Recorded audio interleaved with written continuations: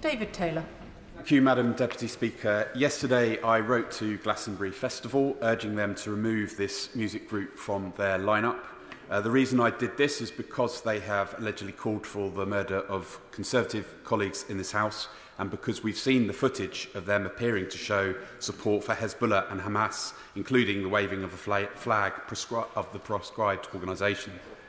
Words, as others have said, have tragic consequences, and beloved colleagues Joe Cox and Sir David Amos were tragically murdered, and the 16th of June 2016 remains one of the worst days of my life, and I know many colleagues in this House feel the same, and we all have a duty to prevent this from ever happening again.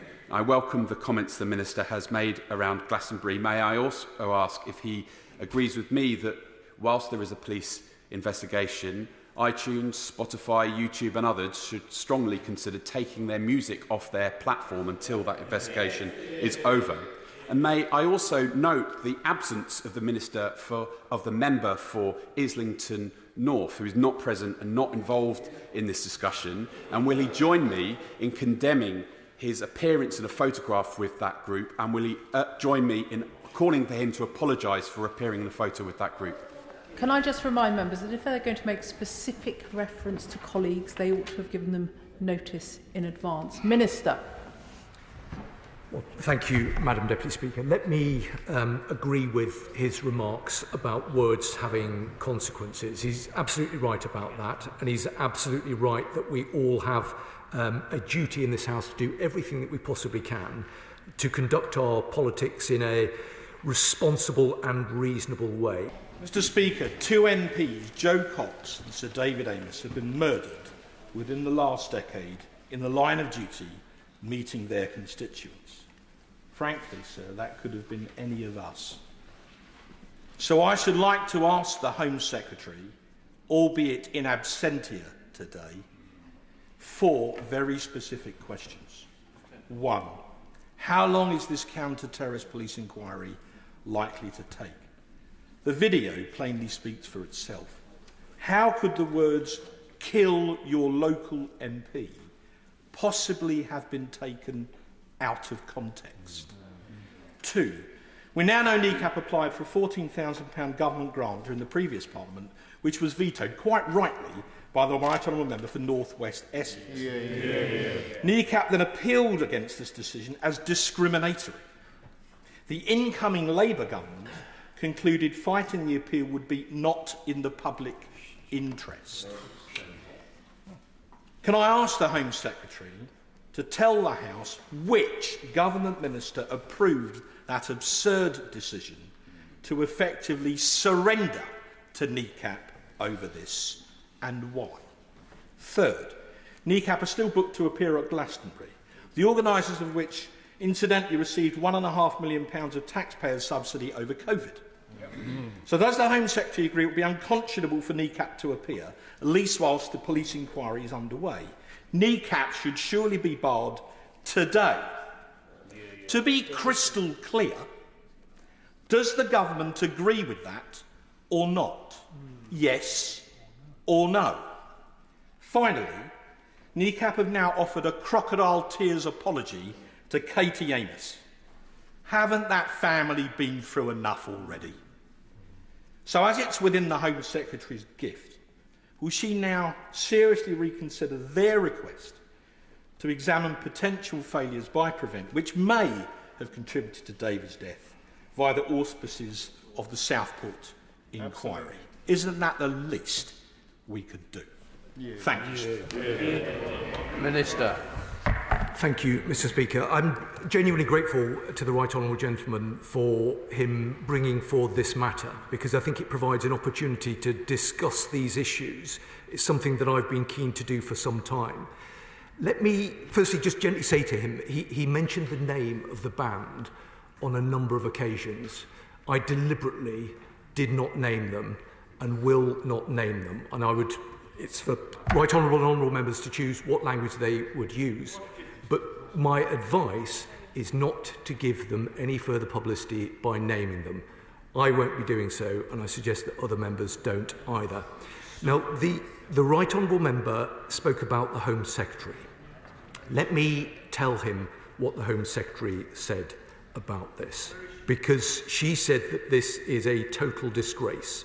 It's dangerous and irresponsible to say these sorts of things, and I hope that everybody involved, not just the band, but also those involved surrounding them and those involved in events, also take some responsibility on this and look very seriously at the consequences of these kind of remarks, not just what's been said.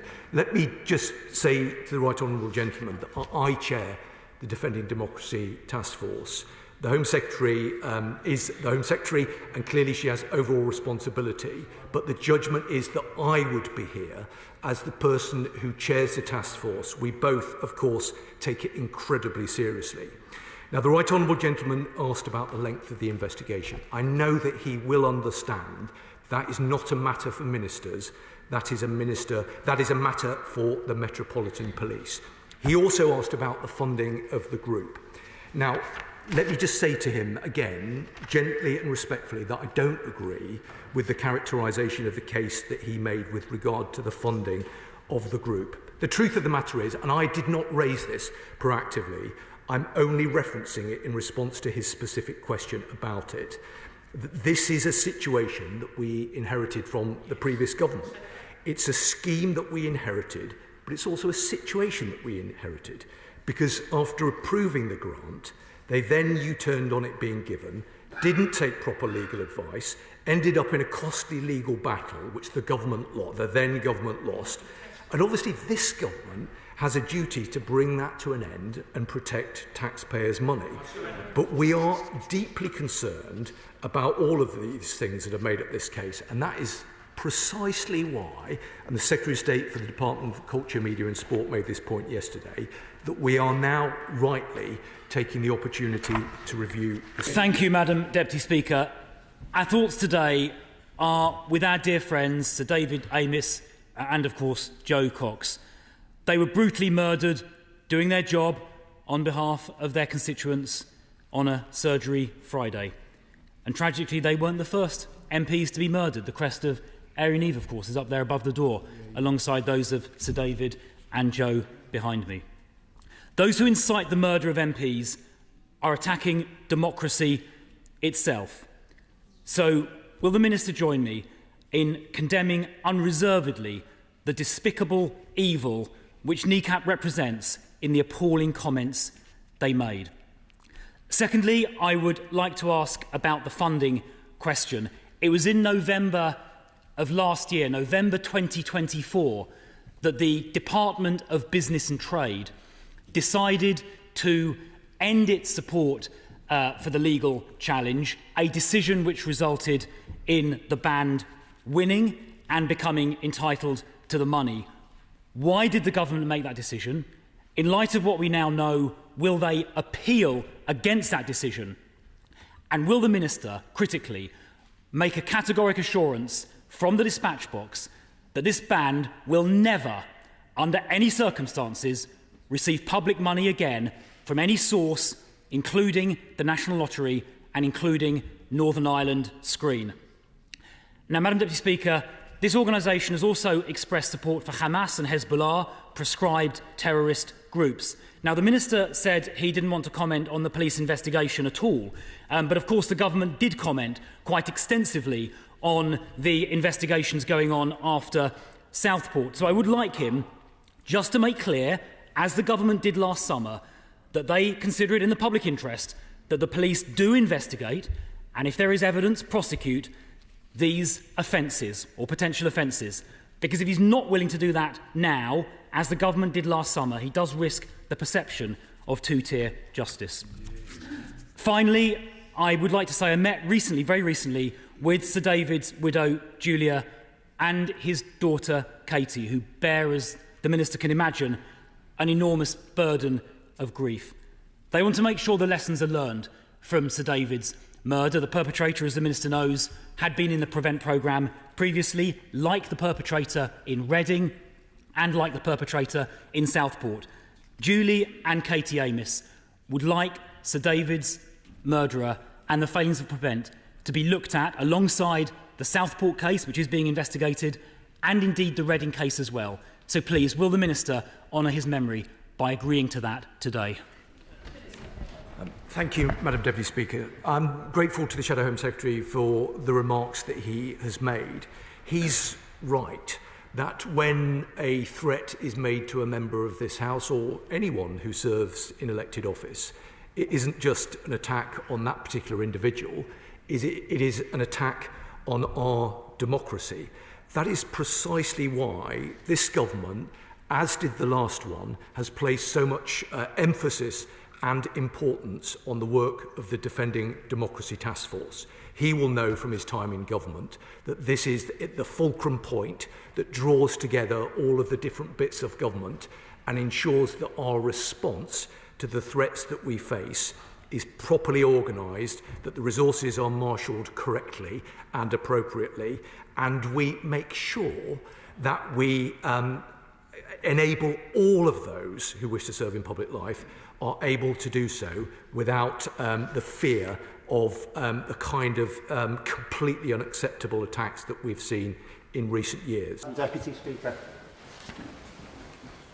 I will first say it's disappointing the way in which the benches opposite have approached this question today. This is, I would have hoped, an issue on which the whole House can remain united. Nonetheless, the way in which the matter has been approached is to be regretted. To come to my question, I have no desire to overly pour cold water on the daft political posturings of adolescents being given voice in pop music. It's something that's been going on for decades, and it's somewhat of a rite of passage. But the comments of this band go far beyond what is remotely acceptable in a civilised country. So can I ask the Minister, would he please use his good offices to look to minimise the number of platforms, not just Glastonbury, but the number of mainstream platforms across the board on which this band are being platformed? Minister. I'm grateful to him for his question. He's absolutely right about the comments that have been made. We unreservedly condemn them. I think he makes a point which I do want to raise with the House about the importance of the way in which we work cooperatively, collaboratively across this House. I chair the Defending Democracy Task Force. I chair it on behalf of the government, but I also chair it on behalf of all of the members of this House and the other House, and on behalf of those who serve in local government as well. My approach has always been and will always be to work cooperatively with every political party, and I am very happy at any point to meet with any member or any political party to discuss these matters. My door is always open. In terms of the point he made about the profile of the band, I know that he will have heard the words that I spoke with regard to Glastonbury. It's specifically why I'm not naming them, because I do not want to give them any further publicity, but I agree with the sentiment at the point that he made with regard to that. I think the concern here is not just about the glorification of violence against MPs and the impact that has on the families of MPs who have been murdered in terrorist incidents, whether that's Joe Cox or Sir David Amess, but also the same band has expressed support for Hamas and Hezbollah, which are proscribed groups, and that has an impact on the feeling of safety and security of the Jewish community. The rhetoric they're using represents a return to very ugly rhetoric about communal differences in Northern Ireland, which I know will cause fear and pain to honourable members from Northern Ireland who lost friends and colleagues from terrorism. But my main concern is of the impact on democracy as a whole. Calls for violence against politicians of any party actually have a chilling effect on the willingness of any normal citizen to think, I could run for council, I could run for an MP, because they're thinking they put themselves and their families at threat of violence. And will the Minister agree with me that it's absolutely vital for the future of democracy in this country that people feel that they can engage in public life without putting their lives and safety in danger? Minister. Thank you, Madam Deputy Speaker. I think the honourable member made two really important points. I completely agree with his remarks that he made at the beginning of his question, and he's absolutely right to raise concerns about the chilling effect that this could well be having on our democracy.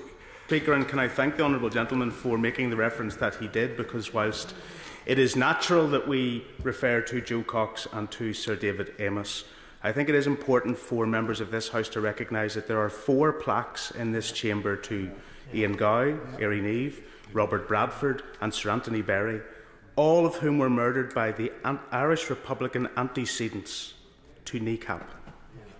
And whilst we have heard over the last 24 hours crocodile tears, confected apologies, whataboutery, nothing can be said that will mask the naked hatred that exists within those individuals for whom their balaclava has slipped. But can I say to the Minister, and I've heard him on his Defending Democracy task force and his aspiration that there is a coherency across this United Kingdom on the glorification of terrorism, can I say to him that for far too long an eye has been turned against the glorification of terrorism in Northern Ireland. Confined to Northern Ireland, apparently it seems to be quite acceptable. And yet it keeps the wounds of our past open. It frustrates reconciliation. To my mind, there is not coherency on the application of laws that should be preventing the glorification of terrorism in Northern Ireland. And in that vein, can I ask the Minister to meet with my colleagues and I to ensure that it is the case? Minister. Well, I'm very grateful to him, and he's absolutely right to draw reference to all of the plaques in this chamber, and we think about all of those who've lost their lives serving our country. He may be aware that I was in Northern Ireland recently, where I met with the Justice Minister to discuss this and other matters. He may be aware that I had previously written to the leaders of all the Northern Ireland political parties offering a meeting. I sent that letter in the autumn of last year. He's saying that he didn't receive the letter. So let me say to him, of course, I'd be very happy to meet with him and keen to do that as quickly as possible. Thank you.